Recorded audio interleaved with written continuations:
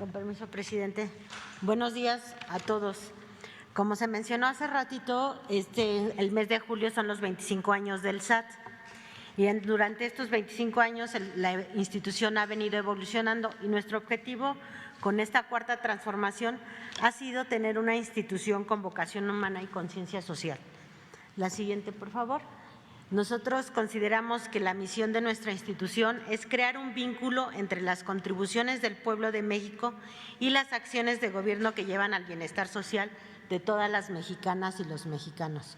Desde el inicio de esta trayectoria definimos como objetivos principales aumentar la recaudación, bajar la evasión y la elusión fiscal y combatir la corrupción.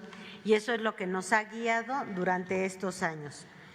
Es importante destacar qué nos hace diferente a nosotros este SAT de otras administraciones.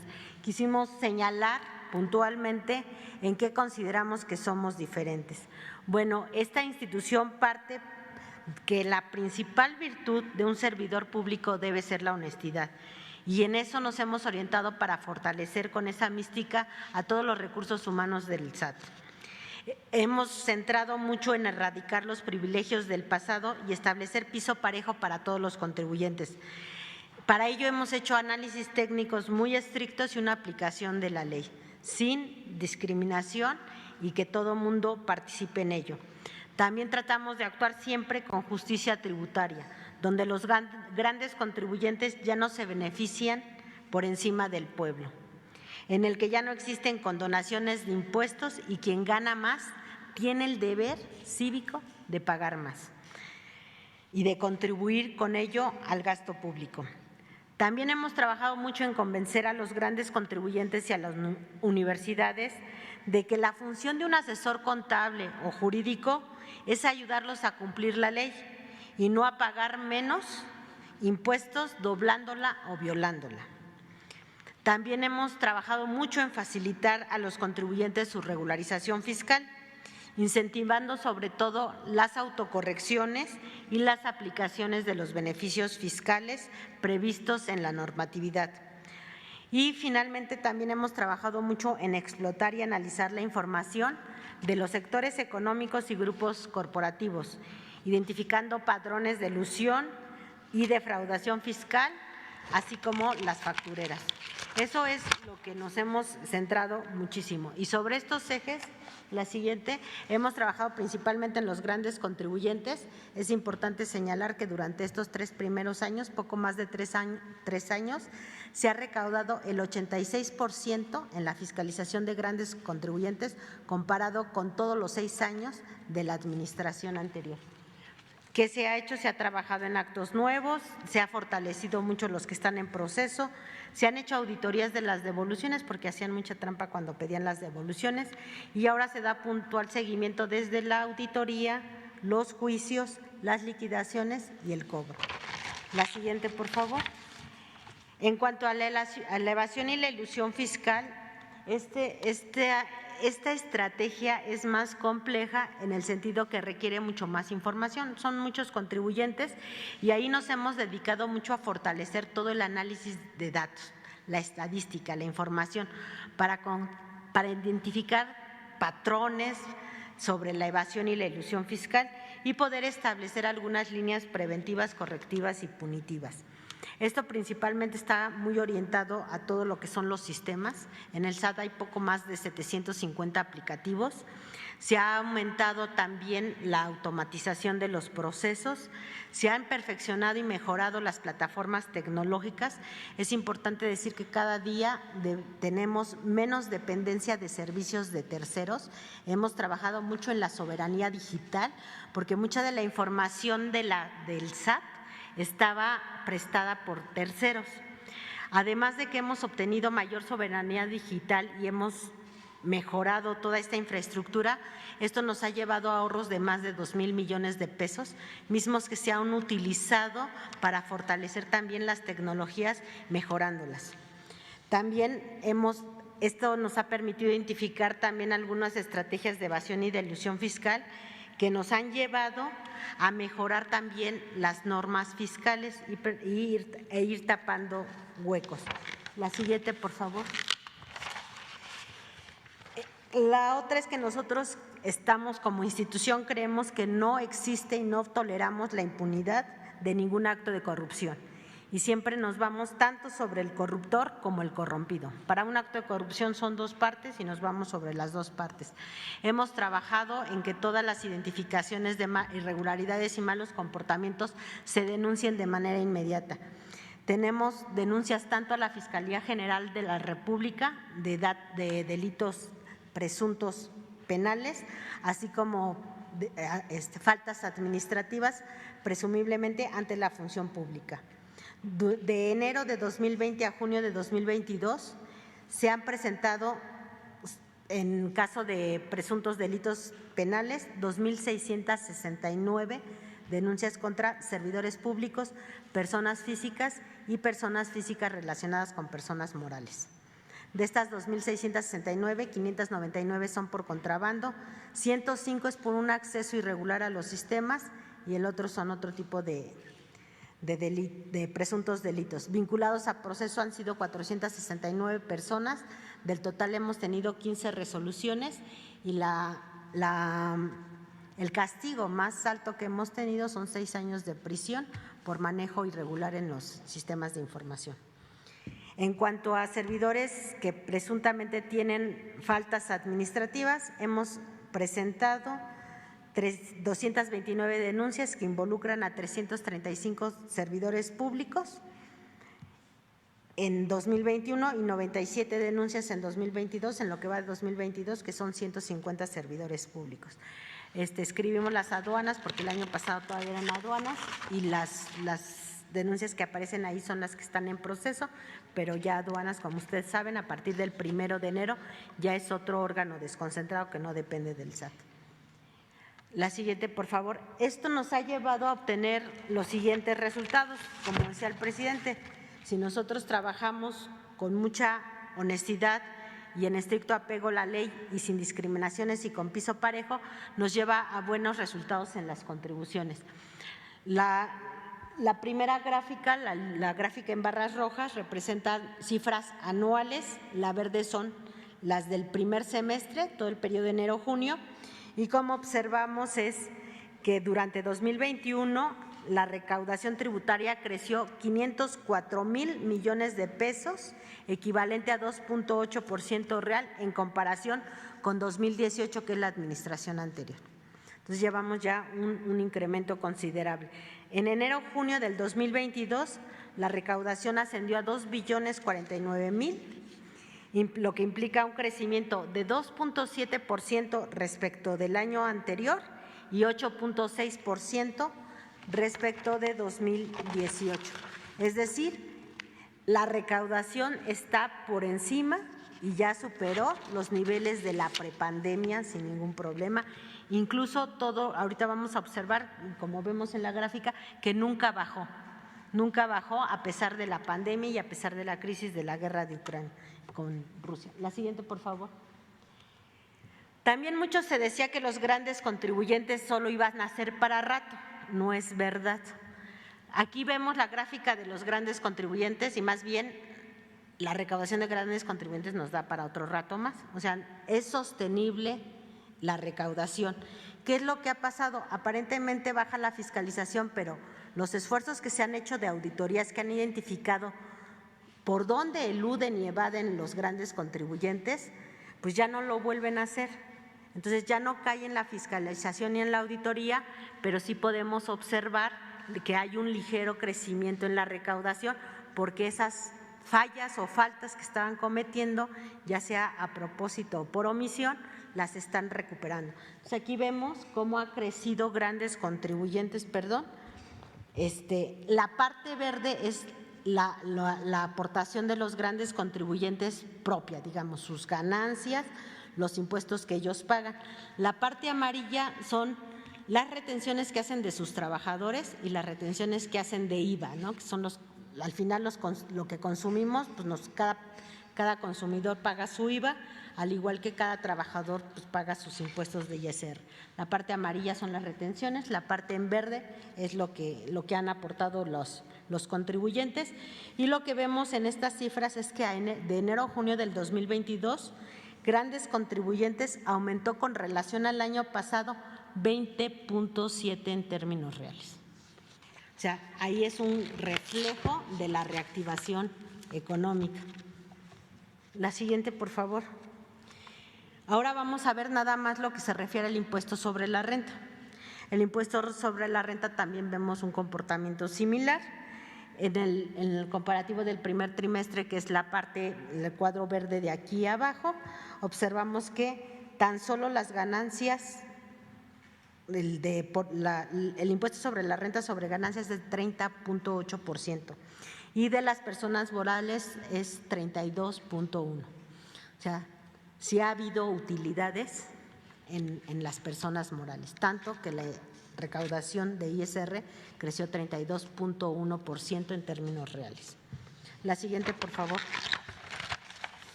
En cuanto al IVA, también observamos que el IVA, le voy a decir, el IVA bruto ha crecido. El IVA es lo que se paga por cada bien o mercancía que nosotros estamos cobrando, pero de acuerdo al Código Fiscal se pueden hacer acreditaciones, ¿no? Por ejemplo, si alguien es un importador, pues descuenta algunos impuestos de IVA, etcétera, ¿no? Entonces tenemos que el impuesto total de lo que nos paga por IVA se puede ver disminuido principalmente por devoluciones o también por compensaciones o regularizaciones de ejercicios anteriores. Aunque el IVA bruto va creciendo, la parte roja, que es el IVA neto, aparentemente es más pequeño en términos reales. Nominalmente ha estado creciendo, sin embargo, en términos reales nos ha dado, si ustedes han observado las gráficas, unos ligeros, algunos meses, algunas ligeras caídas, pero esto se debe a que ha incrementado muchísimo la parte comercio exterior, las exportaciones. Todas las exportaciones a tasa cero tienen devoluciones de IVA, entonces entre mayor sean el número de exportaciones, mayor son las devoluciones, y lo que se ha incrementado mucho las devoluciones es principalmente en la industria facturera y de la industria facturera a la industria automotriz. La siguiente, por favor. Bueno, la mayor actividad económica, esto genera pues mayor número de devoluciones, y si ustedes observan, en el 2018, aquí está, en el 2018, se ve como sumida la gráfica, no tiene la misma tendencia de todo lo demás.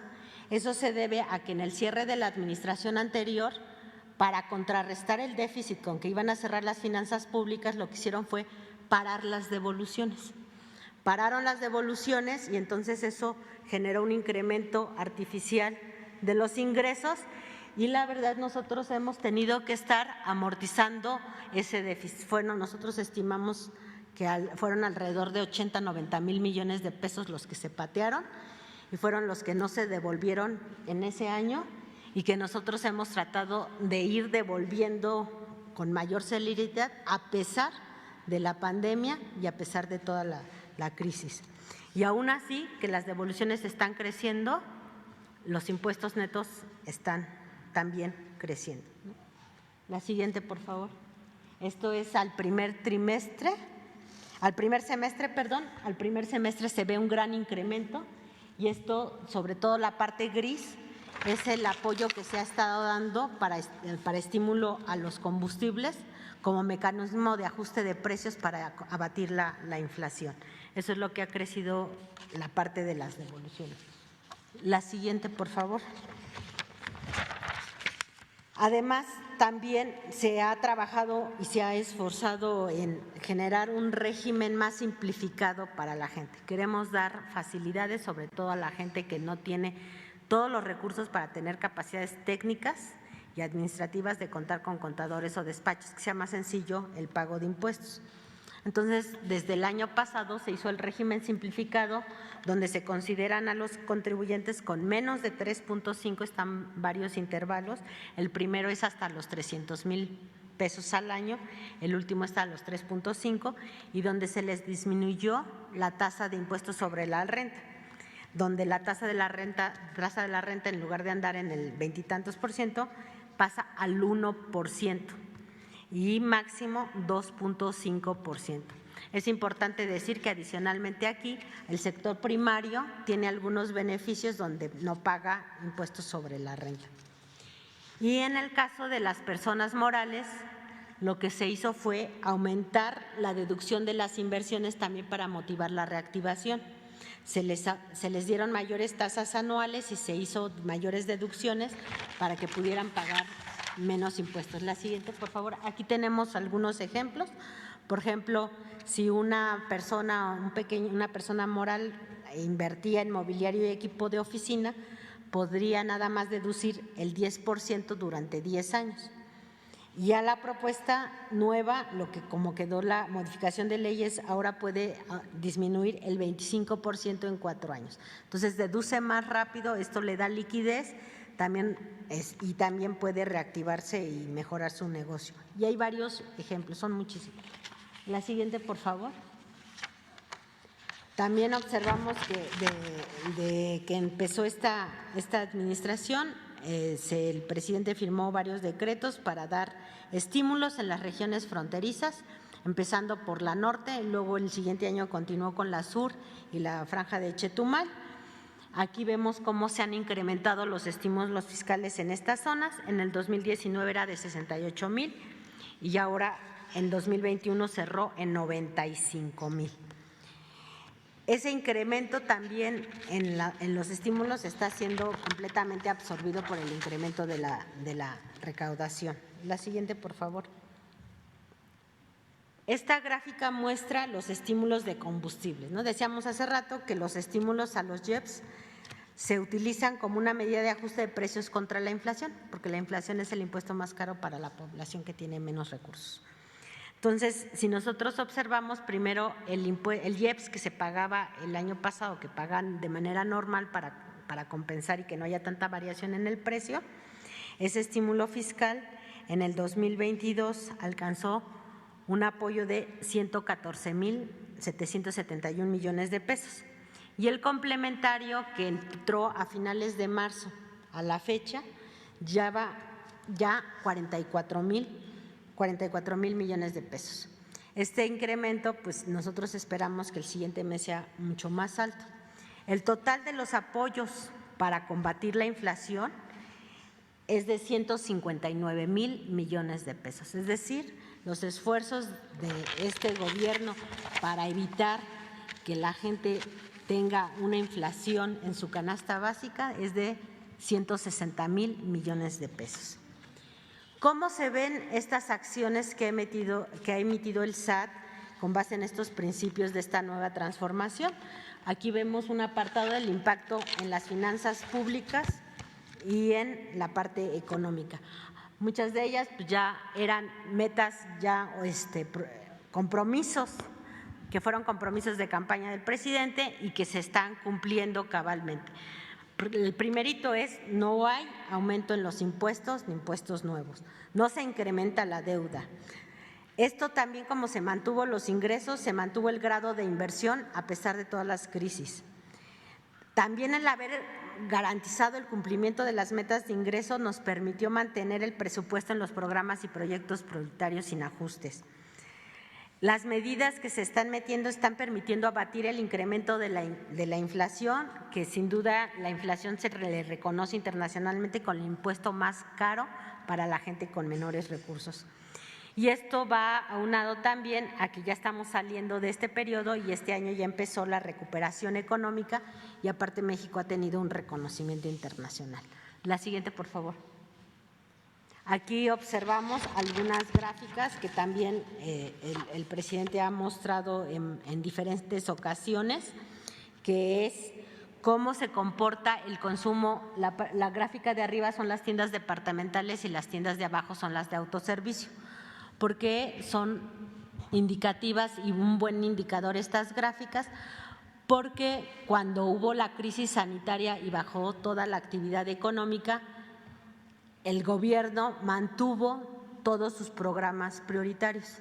Esto que permitió, pues los apoyos a los jóvenes, los apoyos a los adultos mayores, etcétera, permitió que un gran porcentaje de la población mantuviera su nivel de ingresos para su subsistencia. Y aquí lo vemos ligeramente en las gráficas, el comportamiento, el observado es la línea roja, vemos una línea negra punteada que está ligeramente una tendencia hacia arriba. ¿Eso qué quiere decir? Independientemente de la crisis, tanto sanitaria como la de Ucrania y Rusia, siempre se mantuvo lineal y constante de un consumo sostenido en todas las tiendas de autoservicio y en todas las tiendas departamentales. Lo que garantiza es que la mayoría de la gente tuvo recursos para sobrevivir gracias a todos los programas que hubo, los programas sociales. La siguiente, por favor. Aquí vemos un corte a mayo de cómo es el impacto económico al apoyar con estímulos a los combustibles para combatir la inflación. En el primer cuadro vemos cómo es la inflación de México y Estados Unidos. México es la barra verde, Estados Unidos es la barra roja. A mayo en 2022, México está en una inflación de 7.65, mientras que Estados Unidos está en 8.58. Tenemos un punto menos de inflación. Si nada más nos referimos a la parte de los productos o las mercancías energéticas, es mucho más notorio el control de la inflación. México está en 6.4%, Estados Unidos en 34.6% y la OCDE en 47.7%. Entonces ahí se ve el esfuerzo que hemos hecho como gobierno para poder mantener abajo los precios. La siguiente, por favor. Esta está muy larga, nada más se las voy a platicar. Parte de las defraudaciones fiscales proviene de empresas transnacionales, porque son las operaciones internacionales o las reestructuraciones corporativas donde se prestan más para mayores defraudaciones. Aquí en el área de internacionales se está trabajando, de hecho a estas alturas ya se tienen reuniones semanales con nuestro homólogo en Estados Unidos, en el área de grandes contribuyentes, para evitar, por un lado, lo que se llama la doble tributación. Eso le da certeza jurídica a un contribuyente que no paga doble en México y en Estados Unidos, pero también nos ayuda a no tener doble evasión. Juega para los dos lados, ¿no? Porque tenemos maquiladoras gigantes que por 7 años, 8 años no han pagado ni en México ni en Estados Unidos. Entonces se ha hecho un gran trabajo, ya se tienen reuniones semanales y se establecen medidas normativas conjuntas para evitar esta doble tributación o doble no evasión fiscal. Esto nos ha funcionado también y le ha funcionado también a Estados Unidos, que se está viendo cómo generalizarlo no solo a maquiladoras, sino a otro tipo de empresas como son las distribuidoras. Y este mecanismo incluso Estados Unidos lo llevó a la OECD como un ejemplo de eficiencia y están ya realizándose grupos de trabajo en la OECD que están liderados por México para llevar todas estas metodologías a nivel internacional, para que también se hagan en Europa y se hagan en Asia y en África. También se ha fortalecido mucho el intercambio de información, que eso nos permite también tener mucho conocimiento sobre las operaciones y cómo juegan a llevar recursos a paraísos fiscales y poder detectar también más rápido las evasiones. Y se han fortalecido muchos grupos de trabajo con autoridades de diferentes países y México está participando en muchos casos como capacitador en estos temas internacionales, dado los resultados que hemos obtenido. Y la siguiente, por favor, ya así como a manera como de un resumen nada más para sensibilizar un poco los números de los esfuerzos que se ha hecho. Nosotros consideramos, dados los resultados, que la transformación de un nuevo SAT, caracterizada por el valor de la honestidad, las capacidades técnicas, el estricto apego a la ley y el piso parejo, ha demostrado que puede incrementarse la recaudación de manera sostenida y equivalente a una reforma fiscal sin aumentar las contribuciones. Aquí vemos un cuadro muy sencillo que nos puede dar un orden de magnitud, donde vemos en la línea verde cómo son los ingresos tributarios en 2018, que es el último año de la administración anterior, el año anterior y el presente, ¿no? Que la diferencia es la reactivación económica. Si nosotros observamos las diferencias nominales del 2022 del primer semestre con el primer semestre de 2028, hay una diferencia de 491,000 millones de pesos. Y contra el 2022, 193,000 millones de pesos. Pero esta recaudación, decíamos, no solo ha sostenido un ritmo creciente, sino también ha absorbido el incremento en las deducciones. ¿Cuáles deducciones? Pues el aumento de los estímulos fronterizos que han ido creciendo, el estímulo de los combustibles y las devoluciones en sí. Entonces, si nosotros vemos todo lo que hemos absorbido de que devolvemos de adicional de contribuciones, más lo que ha crecido, la brecha contra 2018 es de 943,000 millones de pesos, casi 1 billón de pesos. Y con respecto a el año pasado son 443,000 millones de pesos. Entonces, aquí es un reflejo de que sí estamos en la recuperación, estamos en la reactivación y que tener una institución con honestidad, capacidades técnicas, estricto apego a la ley y piso parejo nos puede llevar a un crecimiento sostenido sin necesidad de aumentar impuestos. Eso es todo. Gracias.